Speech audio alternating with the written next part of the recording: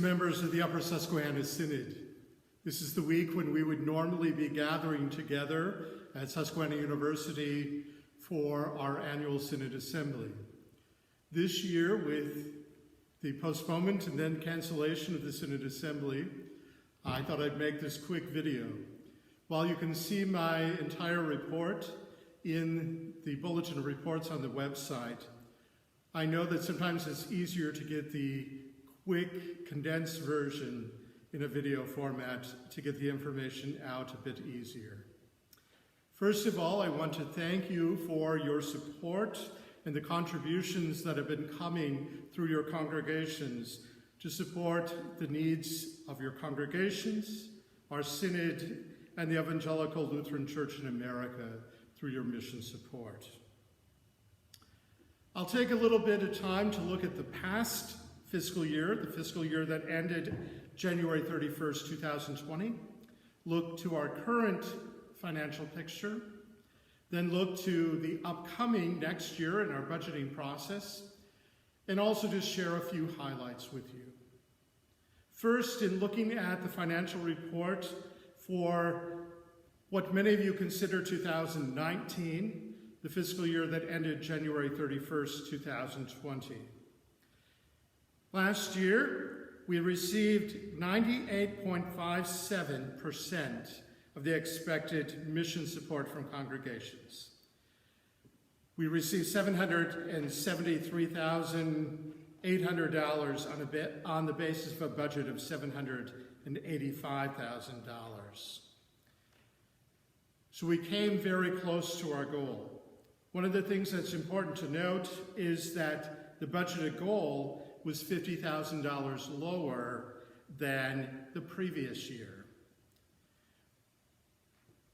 Overall, the revenue figures include a $30,000 transfer from our restricted funds coming out of the reserves. Our total expenses were 99.15% of the budgeted amount for total expenses, and were approximately $20,000 lower than the prior year. The end result was that we had a deficit of $1,480 at the end of the year. And that was covered by some carry-forward funds from prior years. The full audit report is included in my written reports. The auditors provided an unqualified opinion. In simple terms, that means it was a clean audit, that the auditors believe that the financial statements are a clear picture of our financial records, and they did not find any material errors. The full report showing the budget versus actual in a line-to-line piece, as well as columns for the current year's budget and the budgeting process for next year, are also included in the written reports. For our current fiscal year that began the 1st of February, we decided last fall, in some concern about mission support and how much money might be coming in from congregations, to do a few revisions to the budget. We lowered our expectation of mission support from congregations by $25,000, made an increase of $10,000 in the amount that we would take out of reserves, and made some other adjustments to have a total effect of $22,500 less in income for the budget for the current year. We also made some adjustments to expenses.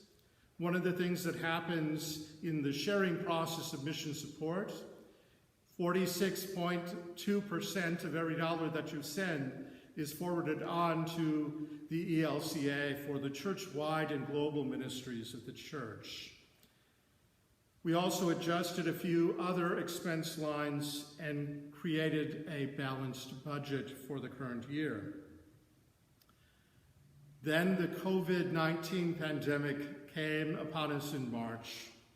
We know that many of our congregations have been unable to gather for in-person worship since about the 15th of March. We know that our congregations are working very hard in promoting online giving or mail-in giving, and we've been very creative in using Facebook and YouTube and Zoom for online Bible studies, for worship services, and to continue the ministries of the church. And with that, we were wondering, what is the impact for mission support to the Synod and the larger portions of the church going to be affected by this pandemic?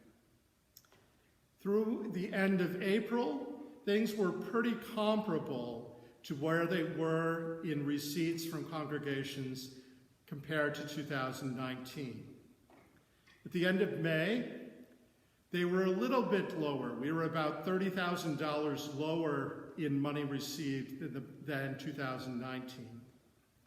However, I think part of that was the way in which the end of the month fell on a weekend in May. By the middle of June, we were back to much more closer to the normal level of maybe about $12,000 less in income compared to this point last year. There are a few impacts to our budget based on this pandemic and things that are changing. First of all, with the cancellation of the Synod Assembly, we will not receive your registration fees, but we will also not incur any expenses for the Synod Assembly. The stay-at-home restrictions have meant that staff travel is basically zero for the past 3 months. And we've been able to save on a few of the expenses related to the Synod office building, like janitorial services, and because there's less use of the building, some lower utilities. There have been a few new expenses related to things like the teleconferencing platform using Zoom, but we think that any additional expenses that are new will be certainly offset by our savings in the other areas in the current year's budget. The financial markets have been volatile throughout this year. Our investments and the interest we earn on the bank accounts has been impacted significantly. The Synod Council did approve some emergency grants for congregations and for rostered leaders. These amounts come from restricted funds as a piece of responding to the needs of people across our Synod and congregations in the midst of this pandemic. I want to report to you that we have continued to function in receiving payments, making bank deposits, paying our bills throughout this pandemic. I'm thankful to Brenda Krause, our office manager, who has made the trips in once or twice a week to receive the mail and make the bank deposits and record your giving, as well as to Chad Hirschberger, our bookkeeper, who has went in a couple times a month to print the checks and pay the bills. I'm thankful, and while we didn't expect this, a couple years ago in the fall of 2018, we made the move to a cloud version of the software. This has meant that I have not needed to travel to the Synod office and have not been there since early March. I have been able to monitor the finances and print all the reports and take care of the audit and the payroll and everything else through the online technology that we are able to use. Regarding the budget for 2021, the fiscal year that will end January 31st, 2022, it was our desire when we began that budgeting process last fall to present a balanced budget. You will find that our work in progress is shown on the spreadsheet of the line item budget and actual figures. When the pandemic began, we sort of stopped our work on further tuning of the budget. You'll see our work in progress is very, very similar to the budget that is in process for this current year. With the postponement of the Synod Assembly, we were going to wait and see how the current year is impacted by the pandemic and make further revisions to the budget.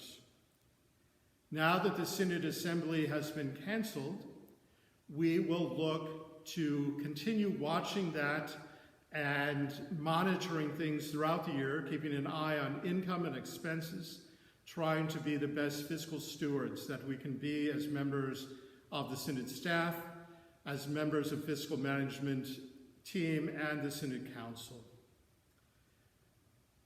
Later this year, once we have a picture of that, we'll make some revisions and have a budget for next year adopted by the Synod Council. A few highlights and activities that have happened during the year. One of the things last summer, we began using Tithely, the online giving platform, and we have been able to use that for giving with this Give button on the Synod's website, as well as to use that process for electronic registration for some events and activities across our Synod. It's been working well for us, and I know that many of your congregations are also using these electronic means during the pandemic. One of the big undertakings during the past year was also the process of renewing the Pennsylvania sales tax exemptions. The process was different than it was 5 and 10 years ago, as we experienced in the Synod. And none of us working at the Synod office were familiar with the process, and it was different than any notes that existed. So we want to thank you for your congregational treasurers and office staff and members of council in submitting and getting that information to us to make the renewal happen.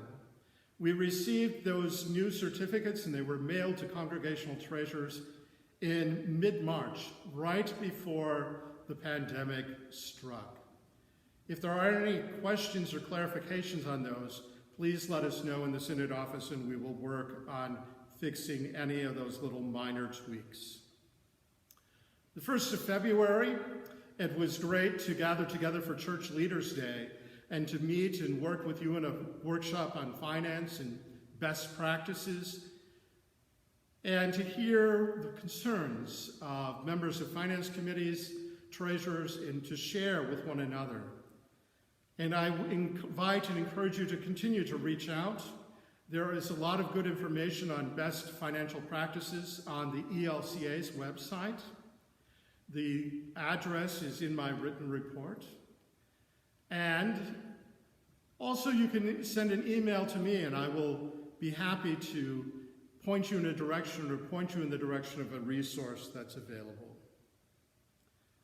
So in closing, I thank you for the ways in which you are working and doing the mission of the church throughout this pandemic, and the ways that mission support continues to support the work of the Synod and the larger ministries across the ELCA. We are watching things closely, and we're monitoring and seeking to adapt both the current year's budget as well as looking forward to 2021. Thank you for that continued support. May God bless you and your congregations.